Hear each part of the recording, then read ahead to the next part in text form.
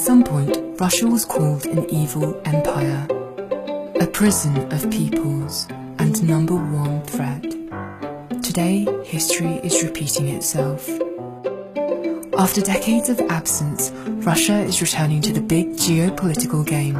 That means for the West, the Russians are tyrants and aggressors once again. But while the leaders of the Western nations are going crazy over the mythical Russian threat and competing in methods of Russia's containment under the dictatorship of the true aggressor, there is blood being spilled all over the globe. Right now, as you are watching this video. Somewhere in the Middle East, ISIS fighters are executing people they consider infidels. This terrorist organisation is made up of people that initially were supported by the United States. Perhaps at this moment, yesterday's pro-American opposition forces are preparing another terrorist attack. Right now, in the Mediterranean waters, on its way to Europe, there is a vessel full of refugees from North Africa. These people are fleeing the war in their motherland that was initiated by the US and its allies.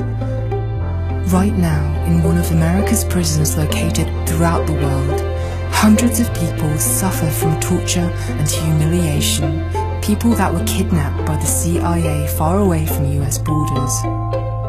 Right now, in some Russian town, an overdose of Afghan heroin has killed yet another drug addict. As a result of NATO's occupation of Afghanistan, production of heroin became one of the main sources of income for the Afghan people. Right now, somewhere in eastern Ukraine, under leadership of American military instructors, local neo-Nazis are fulfilling the ideas of Stepan Bandera.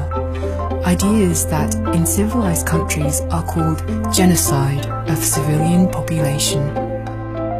Meanwhile, in the Donbass region, ravaged by artillery, bomb shelters are hiding seniors, women and children. Their cities are being shelled on orders from a puppet government that meticulously follow instructions from Washington. Right now, across the entire globe, hundreds of thousands of people are suffering as a result of US and NATO interventions, but the West continues to label Russia as an aggressor. Of course, one could call this video Russian propaganda, but no one denies the fact that after the end of the Cold War, American imperialism has victimized millions of innocent people.